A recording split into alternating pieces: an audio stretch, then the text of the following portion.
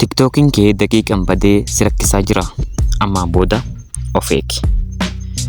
Kanaaf jalqaba irratti two step verification banuudha. Two step verification banuudhaaf sarara sadan kan tuqxanii setting and privacy kan jedhu ni filanna.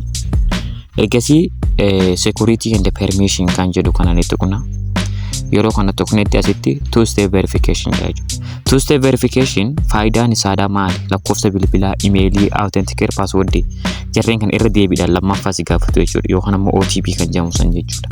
Fakkeenya bilbila irraa yoo gootan yeroo password keessan naqxan ammallee deebisa bilbila keessan irratti ergaa isiniif ergaa jechuudha. Kanaaf jarreen kanneen dabaltan.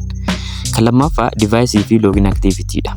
Device fi login activity jechuun bilbila biraadhaa yoo kana agartan taate keessa baasu. Fakkeenyaaf your device kan jedhu kana irratti ni filanna. Erga your device tuqneen boodatti asitti bilbiloota kanneen keessaa ilaalta. Yoo bilbilli kan kee yookaan ammoo wanni ati hin beekne location ati hin beekne keessa jiraate log out gochuudha jechuudha. Mallattoo delete kana tuqxanii keessaa baaftan yookaan ammoo haqxanii jechuudha. Yoo san hin taane bilbilli kan kee nama bira jira jechuudha. Kan biraadhaa ammoo settingii email fi phone number kan kee galchuudha jechuudha. Isa sirrii jechuudha. Asitti account information yeroo tuqnetti maal nuu fida? Phone number bakka jettu lakkoofsa bilbilaa keessan sirrii. Fakkeenyaaf yoo accountiin keessan kan rakkoo godhatu taate akkaataa ittiin fudhattan. Fakkeenyaaf yoo passwordii dagattan fa'aa lakkoofsa bilbilaa keessan fayyadamuudhaan reset gochuu dandeessu jechuudha.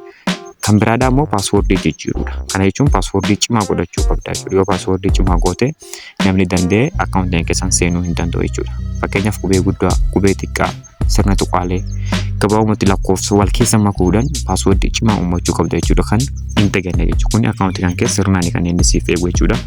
Galatoomaa chaanaalii keenya haaraa yoo taatan subscribe godhaa, viidiyoo kana ammoo share gochuudhaan namoota hedduu biraan ga'a.